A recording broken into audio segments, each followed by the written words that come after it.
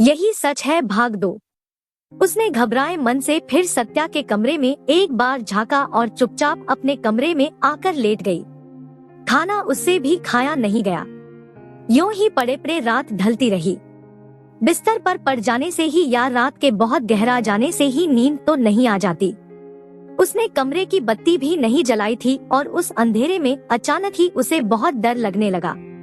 वह फिर उठकर बैठ गई, कमरे से बाहर निकली और फिर सत्या के कमरे की ओर झांका। सत्या ने बत्ती बुझा दी थी और शायद सो रही थी। वह मंथर गति से फिर अपने कमरे में आई, बिस्तर पर लेट गई, किंतु आंखों के सामने जैसे बहुत कुछ नाच रहा था।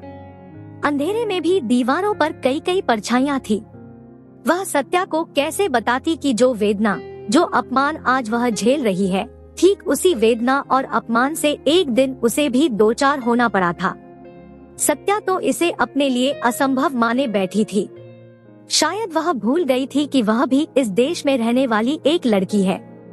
इस शहर की सड़कों पर चलने घूमने वाली हजारों लड़कियों के बीच की एक लड़की, जिसके साथ कहीं कुछ भी घट सकता है। सत्या के बारे में सोचते सोचते वह अपने अतीत में खो गई। कितनी भयानक रात थी वह, कितनी पीड़ाजनक। वह दीवारों पर देख रही थी, कई कई चेहरे नाच रहे थे। वह अपने मन को देख रही थी जहां सैकड़ों पन्ने फड़फड़ा रहे थे। एक सुखी संपन्न परिवार की बहू, एक बड़े अफसर की पत्नी, सुख साधनों से लदी फंदी, एक 9 साल की बेटी। परंतु पति सुख बहुत दिनों तक वह नहीं भोग पाई थी। वैवाहिक जीवन के सिर्फ 16 साल बीते थे कि पति का साथ छूट गया था। एक कार दुर्घटना घटी और उसका जीवन सुनसान हो गया। पति की मौत ने उसे एकदम रिक्त कर दिया था। यद्यपि वह हमेशा मजबूत दिखने की कोशिश में लगी रहती थी। कुछ महीने बाद ही उसने बेटी को अपने से दूर स्कूल में भेज दिया था। शायद इसका एक कारण यह भी था कि वह नहीं चाहती थी कि उसकी कमजोरियां, उसकी उदासी, उसका खालीपन किसी तरह बेटी की पढ़ाई में बाधक बने। अब वह नितांत अकेली थी।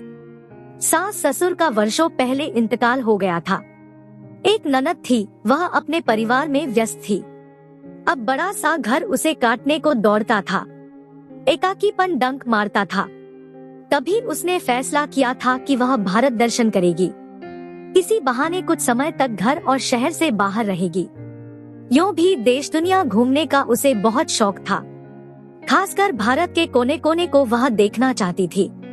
उसने फोन पर बेटी को बता दिया था, कुछ सहेलियों को भी बताया। 1 से 2 ने इतनी लंबी यात्रा से उसे रोका भी कि अकेली तुम कहाँ भटकती फिरोगी। पर वह कहाँ रुकने वाली थी। निकल पड़ी थी भारत दर्शन पर और सबसे पहले दक्षिण गई थी। कन्याकुमारी, तिरुवनंतपुरम, तिरुपति, मदुरै, रामेश्वरम, फिर मध्य प्रदेश और उत्तर प्रदेश के अनेक शहर। राजस्थान को उसने पूरी तरह छान मारा था। फिर पहुंची थी हिमाचल प्रदेश। धर्मशाला के एक होटल में ठहरी थी। वहीं वह अंधेरी रात आई थी। जिन पहाड़ों के सौंदर्य ने उसे खींचा था, उन पहाड़ों ने ही उसे धोखा दिया। दिन भर वह इधर उधर घूमती रही थी। रात का अंधियारा जब पहाड़ों पर उगे पेड़ों को अपनी परछाई से ढकने लगा, वह अपने होटल लौटी थी। वे दोनों शायद उसके पीछे पीछे ही थे। उसका ध्यान उधर था ही नहीं। वह तो प्रकृति के नैसर्गिक सौंदर्य सुख में ऐसी डूबी थी कि मानवीय छाया पर उसकी नजर ही नहीं गई। जैसे रात चुपके चुपके धीरे धीरे आती है, उनके पैरों की गति भी वैसी ही थी।